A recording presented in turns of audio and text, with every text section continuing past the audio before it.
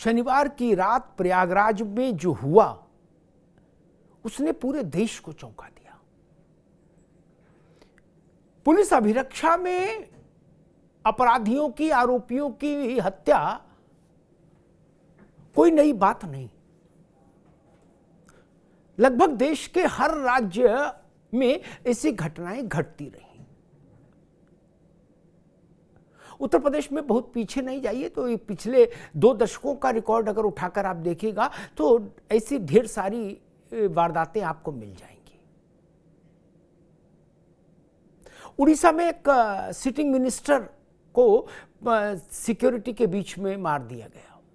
मसला वो बड़ा नहीं, मसला ये बड़ा कि अतीक और अशरफ, इन 2 बड़े माफिया सरगनाओं की हत्या जिस तरीके से की गई वो तरीका चौंकाने वाला है। वो प्रेस रिपोर्टर बनकर आए हत्यारे, मारने वाले, कैमरा और आई कार्ड और गन माइक लेकर आए। ये ट्रेंड खतरनाक है। पत्रकार और कैमरामैन, इनके लिए फिर क्या, कैसे नियम कानून बने, इनकी छानबीन पड़ताल कैसे होगी, और ये सब हो और उसमें अभिव्यक्ति की आजादी पर अंकुश न लगे, ये भी एक बड़ा प्रश्न है।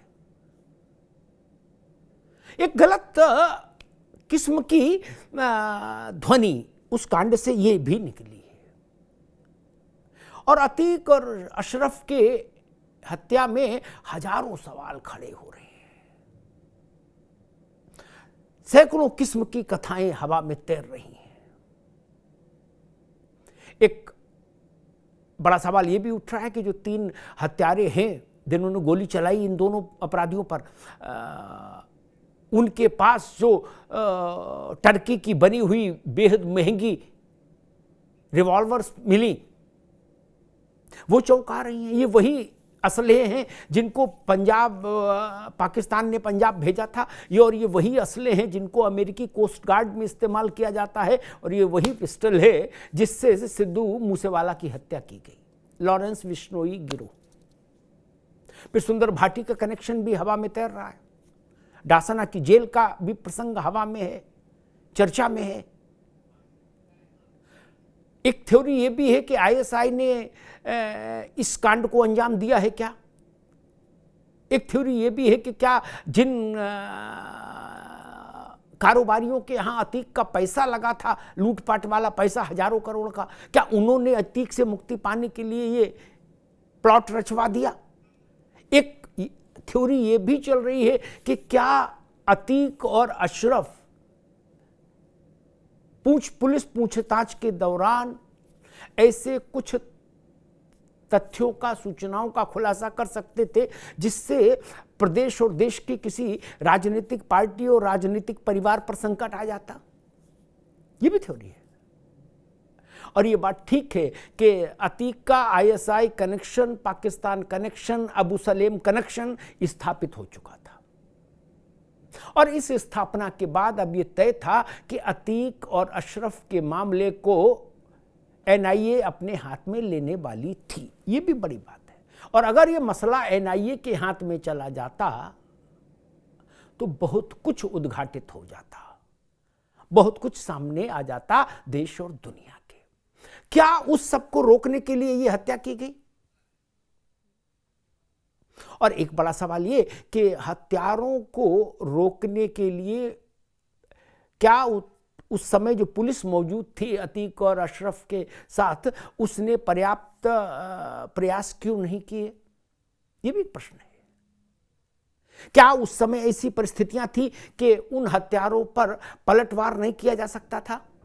ये एक प्रश्न है। और क्या अगर पुलिस पलटवार करती, हथियार का इस्तेमाल करती, तो क्या उस भीड़ में और बड़ी जनहानि हो सकती थी? ये तमाम सवाल हैं। और इन सबसे बड़ा सवाल ये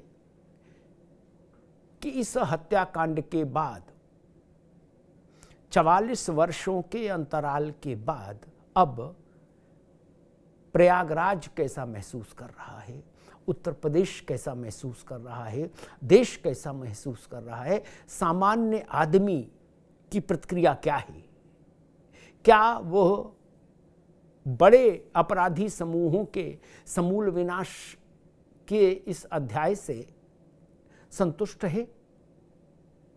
एक बड़ा प्रश्न है और लोकतंत्र में इस प्रश्न का महत्व भी बहुत ज्यादा है। आज शाम 5 बजे रहिए मेरे साथ। अतीक और अशरफ की हत्या के बाद उठे तमाम सवालों की पड़ताल करेंगे और ये समझने की कोशिश करेंगे कि इस हत्याकांड के को अंजाम देने वाले जो 3 चेहरे सामने हैं, इनके पीछे कौन है। इतना तय है कि ये अंतिम सीढ़ी नहीं है, अंतिम कड़ी नहीं है, ये किसी का हथियार है तीनों। और ये किसका हथियार है, ये समझने की कोशिश करूंगा और एक खुलासा करूंगा आप सबके साथ। शाम को 5 बजे रहेगा मेरे साथ। धन्यवाद।